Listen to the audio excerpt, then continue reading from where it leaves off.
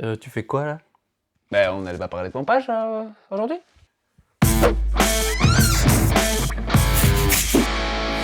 Bonjour et bienvenue à l'Académie du Gros Son, je suis Gérald. Et moi c'est André, donc aujourd'hui on parle pompage, qui pompage des compressions.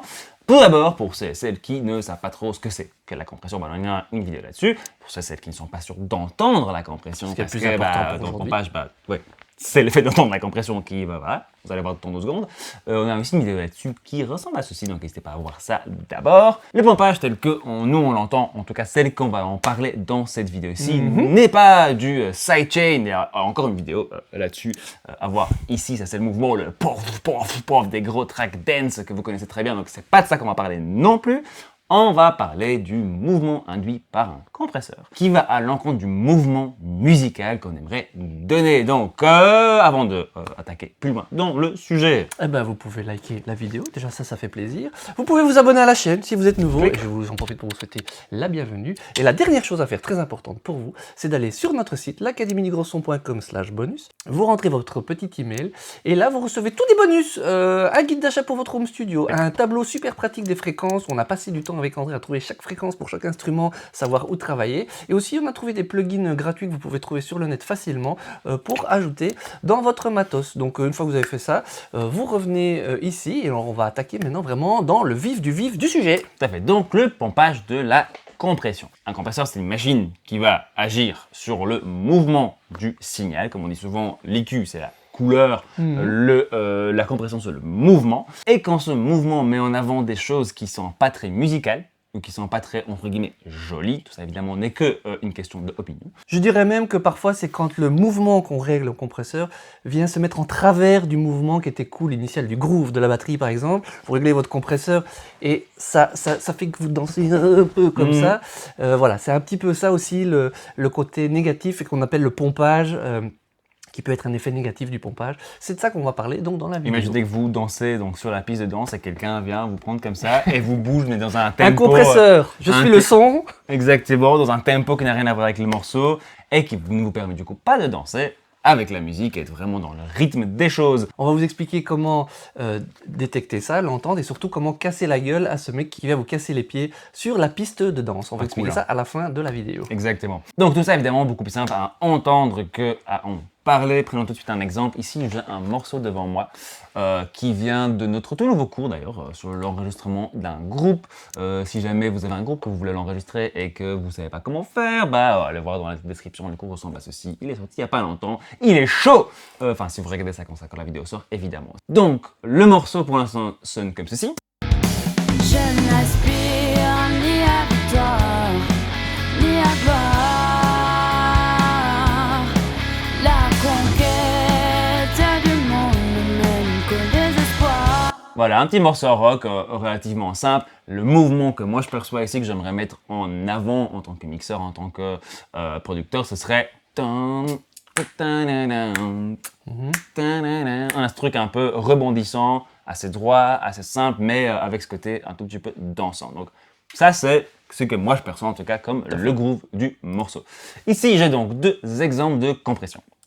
On a pris le même compresseur pour les deux. Nous allons avoir une qui pompe beaucoup et une qui va avec le groove du morceau. Je vous montre ça tout de suite. Donc, d'abord la version pompage. Alors, avec... Je n'aspire ni à victoire, ni à gloire. La conquête du monde ne mène qu'au désespoir. Voilà, on l'a peut-être déjà un tout petit peu entendu. Je vous repasse ça. Hop, encore une fois, je vais commencer avec cette compression. Je n'aspire ni à victoire, ni à gloire. La conquête du monde ne mène qu'au désespoir. Voilà, j'exagère évidemment un tout petit peu ici pour votre plaisir visuel, mais vous entendez, j'espère en tout cas, on a essayé de rendre... C'est assez audible. Hein. On a essayé de rendre l'exemple assez audible, que ça bouge en effet, ça fait bouger des choses, mais Ça on bouge dirait bizarre. que, ouais, ça bouge bizarre. On dirait que les gens jouaient pas bien. On dirait qu'il y a des choses qui sont un peu, on n'est pas tout à fait dans les temps, que les choses tombent ensemble bizarrement, qu'il y a des coups qui sont mis super fort en avant. et d'autres qui sont cachés. Ça nous donne pas envie de battre, de faire aller la tête avec le morceau. Alors, exemple contraire, donc ici le même compresseur mais juste réglé différemment, ça donne ceci. Je n'aspire ni à victoire, ni à gloire. La conquête du monde ne mène qu'au désespoir. Mais depuis que je t'ai vu croiser ton regard, je convainc. Ici, dans cet exemple-ci, je vais vite vous juste expliquer ce qui se passe. Là, vous avez quelque chose d'un peu plus pratique à sortir de cette vidéo que juste un exemple. Donc, j'ai, comme je disais, deux fois le même compresseur. Je choisis d'utiliser le même ratio. On est sur 6:1 pour avoir un peu le même type de couleur, de sonorité du compresseur. Et j'ai essayé évidemment de garder le même niveau perçu en sortie. Donc, les réglages de output-input sont un tout petit peu différents, forcément, parce qu'on va faire travailler les compresseurs différemment, mais le niveau de sortie de fin est très similaire dans ce qu'on perçoit. Super important, évidemment, pour comparer des mouvements d'un compresseur. Sans ça, ça sert à rien même de le faire, parce que vous allez toujours préférer celui qui va juste plus fort. Donc, sur ce truc qui pompe, qui ressemblait à ceci, Je n'aspire ni à victoire. j'ai une attaque très courte qui, en fait, dès qu'il y a un coup qui rentre dedans, fait tout de suite baisser tout mon son. Je vous montre tout ça qu'une attaque un peu plus longue. Je n'aspire ni à victoire, ni à gloire. Ça change, après c'est pas beaucoup mieux nécessairement dans ce cas de figure parce que le deuxième paramètre qui est ultra important pour le mouvement, pour le pompage d'un compresseur, le release, est toujours pas réglé pour le morceau en tout cas. Donc l'attaque déjà un grand impact et les releases, comme je disais, si je change maintenant ça et que je trouve un endroit plus intéressant, plus groove, là tout de suite ça va sonner beaucoup mieux. Je n'aspire ni à victoire, ni à gloire. La conquête. Voilà, toujours un peu bizarre parce que cette attaque est très rapide, mais déjà le mouvement est beaucoup plus, entre guillemets, naturel en tout cas, mais en avant le mouvement qui était déjà présent dans le morceau. Ça nous montre que c'est vraiment les deux paramètres qui sont quand même fort importants dans le pompage. C'est le taux de compression, mais c'est surtout l'attaque et le release, parce que c'est surtout là, un peu comme dans la vidéo comment entendre la compression, qu'on peut vraiment jouer sur le mouvement le plus. Tout à fait. Ouais, vous pouvez, imaginez-vous que cette attaque et release, c'est un peu un élastique, et c'est le mouvement de notre morceau. Ici c'est un peu, il y a un peu ça qui se passe. Si votre élastique fait forcément, ça ne met pas ces mouvements-là en valeur. Et si votre élastique est beaucoup plus lent,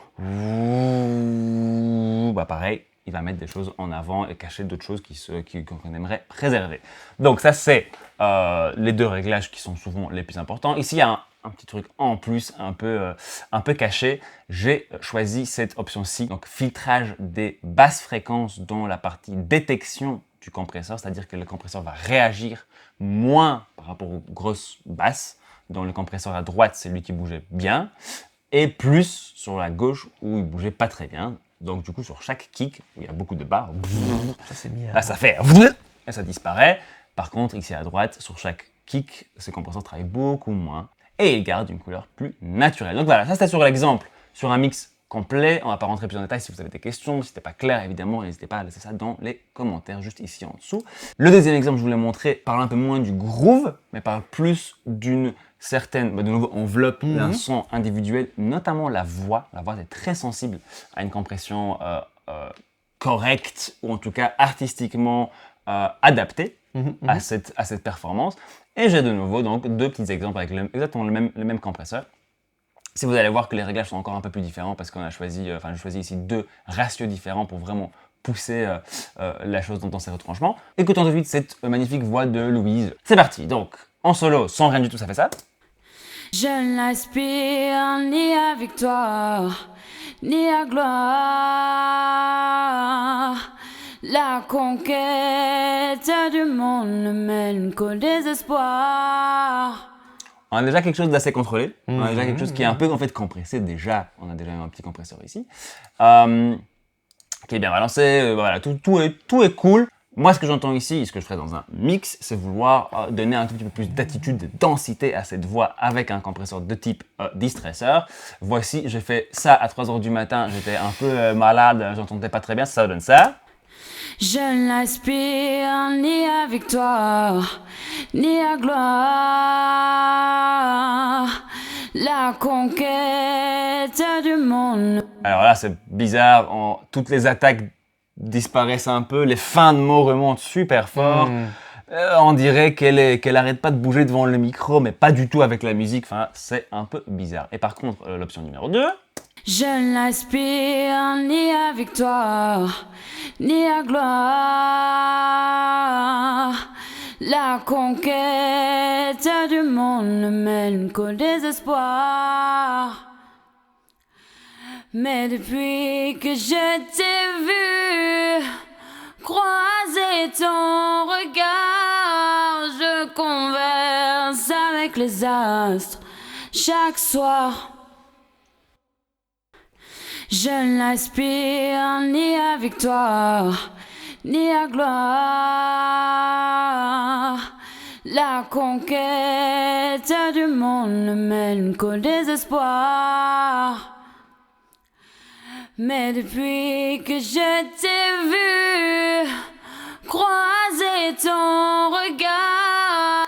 Voilà, donc il y a bien une compression ici à gauche qui la fait bouger tout bizarrement et l'autre qui rajoute juste une sorte de densité, un peu d'attitude, un peu de présence, il la ramène un peu devant. Je vous fais écouter peut-être encore une petite dernière fois dans le contexte et on passera ensuite à comment régler ce genre de problème quand vous les entendez. Donc, dans le contexte sans rien. Je n'aspire ni à victoire, ni à gloire. La conquête du monde ne mène qu'au désespoir. Mais depuis que je t'ai vu croiser ton regard, je converse avec les astres chaque soir. Alors moi ce que j'entends c'est que quand j'active ce compresseur-ci, donc le pompage, celui qui fait vraiment... j'ai l'impression que cette voix est en même temps trop fort et pas assez fort. Ouais. Tout le temps, ça change. Il y a un malaise global, quoi. Ouais, c'est ça. On dirait qu'elle n'est pas avec la musique. C'est complètement décousu. Et surtout, voilà, cette impression qu'elle est soit trop forte, soit pas assez forte. Elle ressort, soit elle se perd. Et avec l'autre, elle flotte un peu au-dessus de la musique, encore un peu mieux que sans la compression. Voilà. Ça, c'était les deux petits exemples de notre pompage. Évidemment, les exemples que je vous ai montrés, correct, pas correct. Ça, c'est que mon avis perso ici, dans ce contexte-là, dans ce que je préfère.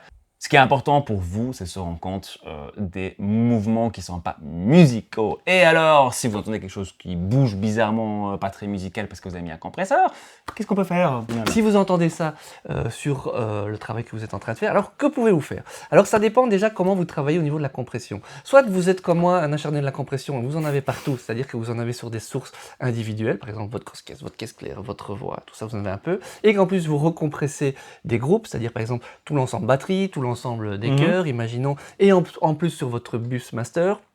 Ça, c'est des compressions qui sont d'ensemble et vous avez des compressions individuelles. Ce que je vous conseille de faire, quand vous ressentez ce mouvement, c'est de d'abord bypasser, d'enlever, alors vous les supprimez pas, vous les bypassez, mais juste ceux que vous avez sur l'ensemble, sur tous les ensembles, donc sur votre bus master, sur tous vos groupes, et de garder que les versions individuelles. Si à ce moment-là, vous avez toujours le souci, c'est que ça vient de l'individuel et pas de l'ensemble. Si ça fait disparaître le problème, c'est qu'il va falloir pointer sur quel ensemble pose un souci. Si c'est celui du bus master, quand vous le remettez et que le problème ne revient pas, c'est que c'était sur les trucs individuels. Et à mon avis, vous allez le ressentir parce que vous allez dire, tiens, ça vient de la batterie, ça vient des voix. Donc à ce moment-là, vous allez sur celui-là. Si le problème vient des individuels, à ce moment-là, le fait d'avoir retiré un petit peu tous les compresseurs, vous allez un petit peu mieux entendre ce qui se passe par élément. Et vous allez pouvoir dire, ok, c'est ma grosse caisse qui déconne, c'est ma caisse claire, ce genre de choses. Et là, vous allez le régler dessus. Alors comment régler ça? André vous l'a montré, en fait, ça va être principalement dans un premier temps, soit vous diminuez un peu la compression, mais il y a de fortes chances que vous allez devoir changer un petit peu l'attaque et le release. C'est sur ces deux paramètres-là. Donc, essayez de rendre le truc un petit peu plus smooth, un peu plus cool, où vous trouvez le mouvement qui correspond à cet élément-là. Pour trouver le mouvement qui correspond, Ouais. la raison par laquelle on a du mal à vous dire plus que ça, parce qu'évidemment, ça va dépendre entièrement de votre Évidemment. intention artistique. Pour vous donner un exemple, j'étais en train d'enregistrer une voix récemment chez moi et récemment je passe par un compresseur hardware avant d'attaquer mon ordi et qui était réglé sur une session de la journée d'avant. La personne commence à chanter Et au bout d'une prise de 2, ça sonne pas trop mal, je trouvais encore. Mais au bout d'une prise de 2, la personne se retourne vers moi et dit « Sorry, mais j'arrive pas à chanter, j'ai l'impression de donner toute mon énergie et ça a l'air mou, ça a l'air de juste pas sortir du tout. » Et là, je me retourne vers le compresseur et je vois un réglage d'attaque beaucoup trop court pour ce qu'on était en train de faire. Ça faisait whoop, ça baissait super fort à chaque syllabe forte. Et du coup, la personne qui était là en train de chanter se sentait complètement bridée, complètement bloquée dans son expression artistique. Boum, j'ai juste réglé un tout petit peu l'attaque. J'ai un peu réglé les release, baissé un peu la compression, c'était parfait. Ça vous demandait un petit peu d'expérience, mais avec le temps, vous allez très vite comprendre. Si, malgré ces petits réglages, un petit peu de compression et d'attaque release, et que malgré tout, vous tournez autour et vous n'arrivez pas à régler, c'est peut-être que vous n'avez pas utilisé le bon compresseur dans votre cas de figure. Donc, faut pas à un moment hésiter à se dire, ok, j'adore ce compresseur, machin, patati patata, mais c'est peut-être pas le bon si vous avez toujours ce sentiment de pompage, de mouvement et de groove pas bon. Il y a des compresseurs qui travaillent différemment, ne serait-ce que par même si c'est en plugin, que par leur philosophie, la façon dont ils sont construits. D'ailleurs, on a une vidéo sur le sujet, sur les différents types de compresseurs. C'est peut-être que la technologie utilisée derrière le compresseur n'est pas celle qu'il faut pour le mouvement. Et même en changeant sur ces paramètres, si vous avez accès à ces paramètres, ce n'est pas toujours le cas, il faut changer le compresseur. Et en dernier recours, si même ayant fait cela, ça ne résout pas votre problème, vous avez toujours cette sensation, il faut parfois faire moins que pas bien. C'est-à-dire enlever le compresseur. Le fait d'enlever le compresseur, si c'est mieux parce que vous avez un chouette groove, c'est peut-être tout simplement la chose à faire. C'est pas parce qu'on aime bien mettre un EQ, un compresseur un peu partout qu'il faut le faire forcément. Moi, il y a plein de sources que je reçois, j'écoute. Si ça me plaît que ça tourne comme ça dans le morceau, il n'y a pas de compresseur, il n'y a pas d'EQ, parfois il n'y a même rien du tout dessus. Donc, je récapitule. Vous y allez par groupe, vous y allez de façon individuelle, vous détectez si c'est l'un ou si c'est l'autre. Vous réglez le problème, comme on a dit, surtout attaque, release, et un petit peu le niveau de compression. Si c'est pas bon, vous changez de compresseur, et si c'est pas encore bon, c'est qu'il faut virer le compresseur. Ça, c'est les petits trucs, voilà, c'est notre petit avis, notre petite façon de cuisiner pour vous aider à y arriver. Voilà, ça conclut un peu notre nouveau épisode sur la compression. Encore une fois, si ici c'était pas tout à fait clair, si on a un peu abordé des choses qui vous paraissaient... c'est difficile comme sujet, c'est vraiment très difficile. complexe, c'est pour ça qu'on tape un peu sur le clou, on va essayer de revenir le plus possible, Yes, mais voilà, yes. ça c'est un des paramètres importants. N'hésitez donc surtout pas à aller voir ces autres vidéos de la série sur la compression, les deux dont on a parlé tout à l'heure et qui se trouvent évidemment dans la description de la vidéo. Merci beaucoup d'avoir passé tout ce petit temps avec nous. J'espère que le pompage sur la compression est maintenant beaucoup plus clair. Parfait, ça c'est bien ça. C'est beaucoup plus clair pour vous. Allez régler donc vos compresseurs et surtout allez faire de la musique.